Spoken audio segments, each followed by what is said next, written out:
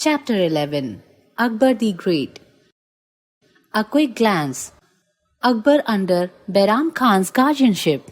Second Battle of Panipat. Akbar assumes absolute authority. Akbar's conquest. Akbar's administration, central and provincial. Military administration and mansabdari. Land revenue administration. Trade and commerce. Religious policy. Social reforms. Art and architecture. Akbar 1556 CE to 1605 CE.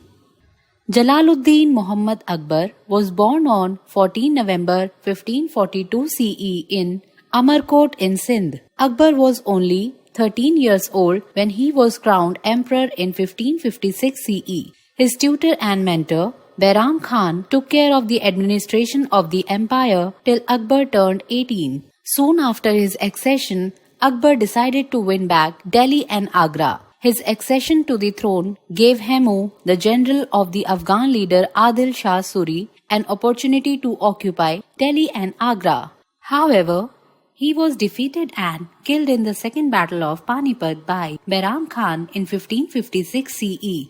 Thus, Akbar became the ruler of Delhi and Agra. He made Agra his capital. After freeing himself from the guardianship of Behram Khan, Akbar took the control of the administration of his empire in his own hands in 1560 CE. Behram Khan was later killed by an Afghan when he was on his way to Makkah. Akbar's conquest.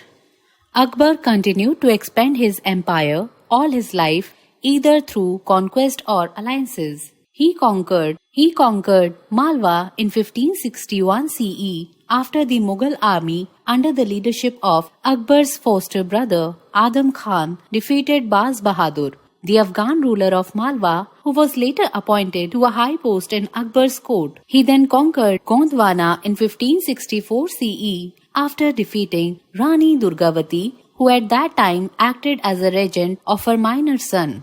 Rani Durgavati stabbed and killed herself after the defeat, and Gondwana was annexed to the Mughal Empire. Akbar tried to win over the Rajput rulers and make them his allies by diplomacy and marriage alliances. He married many Rajput princes to show his tolerance towards the Hindus. In 1562 CE, he married the daughter of Raja Bharmal of Amber. He appointed Rajput kings in his court and army at high post and treated them at par with the Mughal nobles. He made Raja Man Singh of Amber the governor of Kabul and later on the governor of Bengal and Bihar. He also made Raja Todarmal the revenue minister in his empire. All these acts of generosity towards the Rajput rulers won over most of them, and they accepted Akbar's supremacy. They helped him expand and consolidate his empire and developed a composite culture. Although Akbar was successful in having friendly relations with most of the Rajput rulers, yet he had to face the resistance of the Rajput rulers of the Sisodia clan of Mewar. Akbar defeated Rana Uday Singh of Mewar in 1568 CE and captured Chittor and Ranthambore. Rana Uday Singh fled from Chittor and established a new city, Udaipur, and continued to fight with the Mughal army. His son Maharana Pratap continued the struggle. Akbar defeated Maharana Pratap in 1576 CE at the Battle of Haldi Ghati. Though Maharana Pratap was defeated, he somehow managed to escape on his horse Chetak and continued his struggle against the Mughals throughout his life.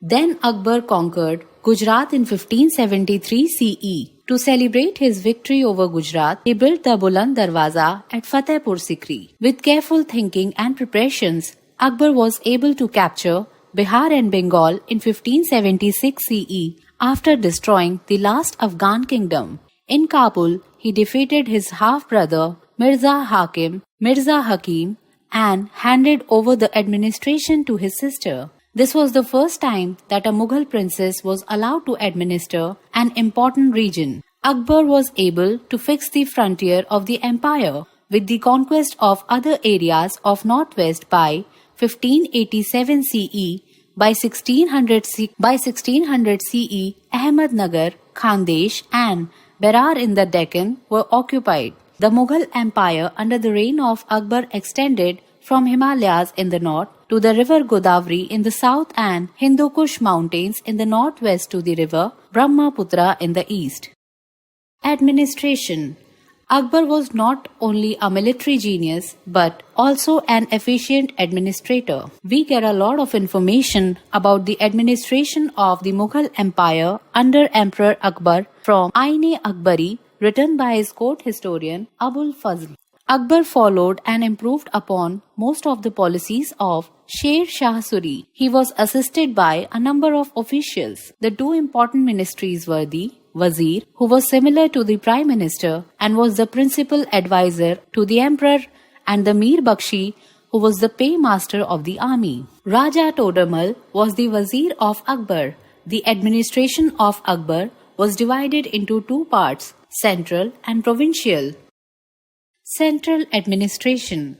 Akbar always had the welfare of his subjects in his mind. He established a strong centralized government which was divided into executive, judicial and legislative departments. Each department was headed by a minister who was responsible for the proper functioning of his concerned department. Akbar himself was in charge of all the departments of the central government. All the executive, judicial and legislative powers of the empire were vested in him, and his word was law. Akbar himself supervised all the branches and worked hard to discharge his manifold duties. Appointments, transfers, promotions and dismissals of the officials were done by the emperor himself. Akbar held open courts to give personal hearings to the complaints of his subjects. This was done in Diwan-e-Aam, Hall of Public, where general people could meet and speak to him directly. Akbar met his ministers and officials personally in Diwan-e-Khas, Hall of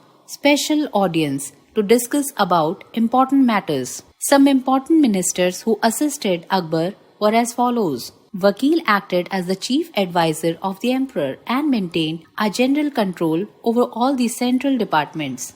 Diwan was in charge of finance and revenue. Mir Bakshi maintained the records of all the mansabdars and distributed pay among the high officials. Sardari Sadur acted as a religious advisor to the emperor, distributed charity and discharged the functions of the Chief Justice of the empire. Khani Saman was in charge of royal household. Mutasib saw that the people, Muslims, led a highly moral life according to the Muslim law. Daroga-e-Dak Chowki was in charge of postal and intelligence department. Provincial administration. Akbar had a very vast empire. For the ease of administration, his empire was divided into 15 subhas, provinces. In each subha, there were a subedar, a diwan, a bakshi, a sadar, a qazi, a kotwal, a mir bahar, and a wakia navis. These officials were responsible for carrying out different administrative works.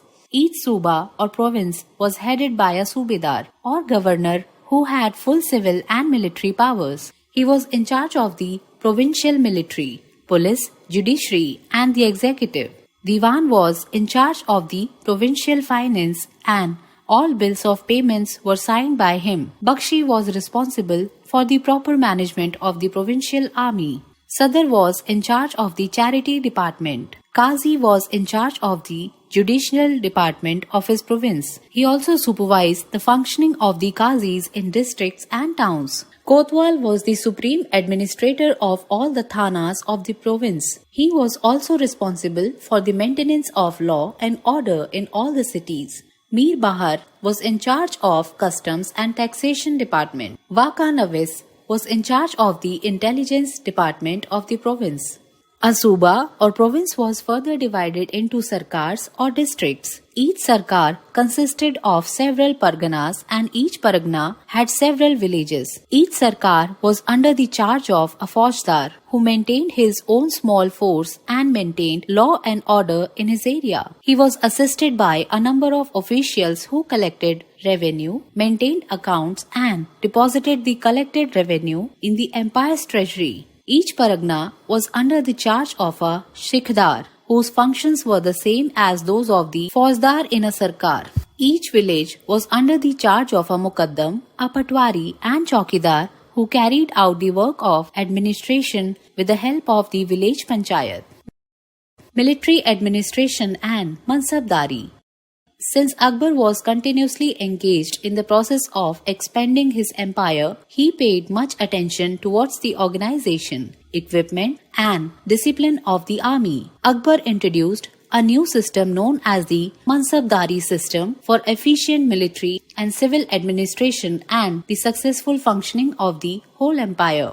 Each officer was given a Mansab rank and was called Mansabdar. There were 33 grades of Mansabdars who had to maintain soldiers with horsemen according to their grade or rank, ranging from 10 to 10,000. The lowest Mansabdar had to maintain 10 horsemen, whereas the highest Mansabdar had to maintain 7,000 or more horsemen, but this rank was reserved for selected nobles and members of the royal household. They were directly under the charge of the emperor and were promoted, demoted, or dismissed at his will. The salary of the Mansabdars was fixed as per his Mansab rank and was mostly paid in cash and sometimes in the form of a Jagir or land grant for distinguished services.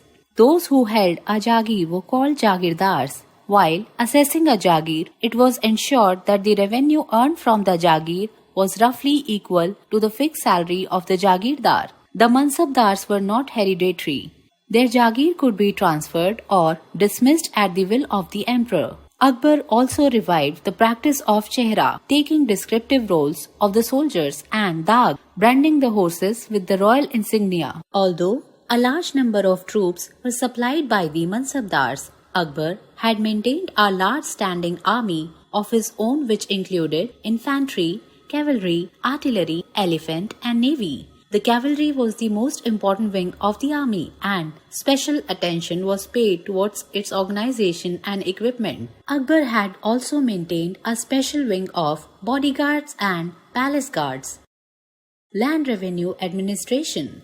Land revenue was the chief source of income of the empire. Akbar paid special attention towards reorganizing the existing land revenue administration as established by Sher Shah Suri. With the help of his Diwan, Revenue Minister Raja Todarmal, he introduced many reforms which had great positive results. A uniform system of measurement was introduced in which land was measured in bighas using bamboo sticks joined with iron rings called tanabs.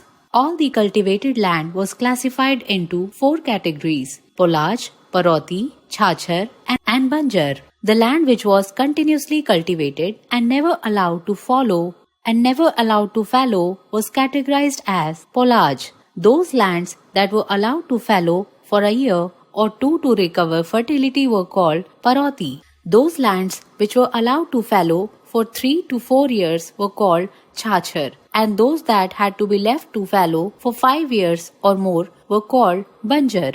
The average produce of the land was calculated for the last 10 years and 1/3 of the calculated average produce was fixed as the land revenue to be paid by the farmers, which could be paid in cash or kind, but cash payment was preferred. Easy loans with nominal interest were advanced to the farmers to buy seeds and animals. Revenue collectors were instructed to never be oppressive and treat the farmers respectfully. Remission was granted by the emperor in case of famine, drought, or any other unexpected calamity. As a result of all these measures, the revenue of the empire greatly enhanced and the farmers became better off. The growth of surplus food crops made the life of the common men better and happier than before and also made the empire prosperous. Trade and commerce. Trade was also an important source of revenue for the Mughal Empire. Akbar built a network of roads and abolished certain taxes on trade to promote inland and overseas trading. Access to the seaports of Gujarat and Bengal developed the overseas trade of the empire with Arabia, Europe, Southeast Asia and China. Having conquered Kashmir, Kabul, Sindh and Kandahar, Akbar's empire was connected to these places by land, which led to the development of overland trade with Central Asia and Persia. The main items of export were spices, textile, indigo, and saltpeter.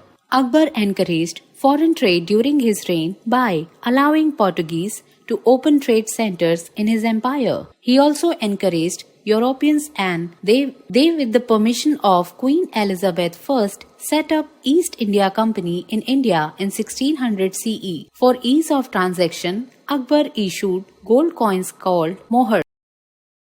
Religious policy. Akbar was tolerant towards all cultures and he followed a liberal religious policy where Hindus, Sufis, and foreigners enjoyed equal status. He patronized talented persons from all the sections of the society. The Navratna or the 9 gems of Akbar's court were Abul Fazl, Faizi, Birbal, Abdur Rahim, Khani Khana, Raja Todarmal, Raja Bhagwan Das, Raja Mansingh, Tansen and Daswant. He did not allow the ulemas to influence the policies of the state and ensured that his empire had a secular structure. He abolished pilgrim tax and jazia, which were payable by non-Muslims. He allowed the burning of home in the palaces of his Rajput wives and wore rakhis on his wrist. He celebrated all the Hindu festivals with his Rajput wives. He was an ardent follower of Sufi saint Salim Chishti and Guru Ram Das, the 4th Sikh Guru. He granted a plot of land to Guru Ram Das in Amritsar, where Sikh shrine Sri Harmandar Sahib Ji was built later. It was during his reign that Guru Granth Sahib Ji was compiled by the 5th Sikh Guru Arjan Dev Ji. In 1579 CE, Akbar had issued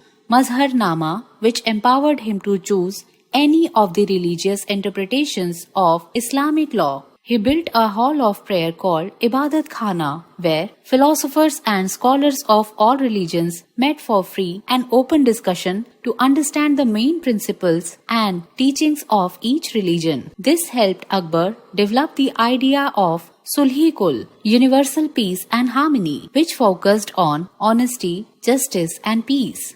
Akbar adopted the main features of all the religions and promulgated a new religion called Deen-e Ilahi or divine faith. It had no scriptures or holy books, neither were there any priestly class or rituals and no place of worship. Very few people were attracted by this religion and it ended with Akbar's death. Social reforms. Akbar always had the welfare of his subjects in his mind. He had taken several measures to improve the general condition of his subjects. Akbar stopped the practice of sati in his empire. He discouraged child marriage and made widow remarriage legal. He even tried to check polygamy. Akbar had Mahabharata and Ramayana translated into Persian. He also got Vedas, Bhagavad Gita and other Hindu religious texts translated into Persian and Arabic so that various religious communities living within his empire could read the text and become aware of Indian literature and culture. Tulsidas, who had composed Ramcharitmanas, was a noted Hindu scholar during Akbar's reign. Art and architecture. Akbar never received formal education, yet he was a great patron of art, literature and architecture, music and painting. Music and painting flourished during the reign of Akbar. According to Abul Fazl, Akbar had patronized more than 30 musicians in his court. Tansen of Gwalior was the court musician during Akbar's reign who had composed Raga Darbari in Akbar's honor and enhanced the richness of Hindustani style of music. Akbar patronized painters from Kashmir, Gwalior, Gujarat and Deccan who worked in Akbar's Tasveer Khana, picture studio, where they developed a new style of art called Mughal miniature art by blending Indian and Persian techniques. They mostly illustrated scenes from the royal court and scenes of hunting with bright and vibrant colors. Two noted painters of Akbar's time were Daswant and Baswan. Architecture. The architecture of Akbar's reign was greatly influenced by Indian, Persian and Central Asian styles of architecture. Most of the buildings were made of red sandstone. Akbar built a new city at Fatehpur Sikri. Some exquisite structures of this city were Jodha Bai's Place, Panch Mahal and Buland Darwaza. Humayun's tomb, built by Humayun's widow, was constructed during Akbar's reign. Literature. Like all the other Mughal rulers, Akbar encouraged Persian literature as Persian was the court language. Abul Fazl wrote Akbarnama, biography of Akbar in Persian language. It took 7 years to complete it. The original manuscript contained a number of paintings supporting the text. The other great work is Aine-Akbari, which consists of 3 volumes written in great detail. The book has drawings and sketches that help to understand the text better. It covers all the aspects of the administration of Akbar. There was another court historian, Abd al-Qadir Badauni, who was highly critical of Akbar's policies. Akbar remained illiterate all his life, but he possessed great memory power, which enabled him to memorize the contents of all the books that were read to him. Faizi wrote many poems in Persian. He translated Leelavati into Persian. Bairam Khan's son, Abdur Rahim Khani Khana, composed Hindi dohas. Birbal was conferred the title of Kaviraj for the poems written by him. Akbar, popularly known as Akbar the Great, was a great administrator who was indeed one of the greatest rulers to have ever ruled over India. Realizing the need to promote harmony among different religious groups, Akbar used diplomacy instead of force wherever possible. His empire was not only vast, but it was the most powerful empire of 16th century. The administrative machinery that Akbar had set up continued to function throughout the Mughal period. Akbar fell seriously ill due to stomach ailment in October 1605. He died at the age of 63 on October 27, 1605 at Fatehpur Sikri, Agra. He was buried at Sikandra near Agra. He was succeeded by his son Salim. Akbar is remembered and admired by one and all as the greatest Mughal emperor of the Indian history. Somewhere else in the world. Shah Abbas I, 1571 to 1629, called the Great, was the Shah of Persia, the fifth king of the Safavid dynasty. He brought Persia once again to the height of political, economic, and cultural heights. He was one of the most successful rulers of the Safavid dynasty who drove away the Ottoman and Uzbek invaders from Persia and transferred his capital from Qazvin to Isfahan and developed it into one of the world's most beautiful cities. He introduced reforms that improved the lives of his subjects and developed commercial and diplomatic relations with the European empires. Persian artistic achievement also reached its height during his reign. Glossary. Mentor, a wise and trusted counselor or teacher. Muqaddam, the village headman in Mughal Empire. Patwari, an official who maintains land records. Infantry, foot soldiers. Cavalry, horsemen in the army. Artillery, part of the army that uses heavy guns moved on wheels. Recap. Akbar ascended the throne in 1556 CE. He expanded and consolidated the empire. He was friendly towards the Rajputs. Land and trade were the two main sources of revenue. Raja Todamal was revenue minister of Akbar. Architecture, painting, literature and music flourished during the reign of Akbar. The administration of Akbar was divided into two parts, central and provincial. Akbar had divided his vast empire into 15 subas and provinces. Akbar introduced a new system known as Mansabdari for efficient military and civil administration. Akbar was tolerant towards all cultures and followed a liberal religious policy where Hindus, Sufis and foreigners enjoyed equal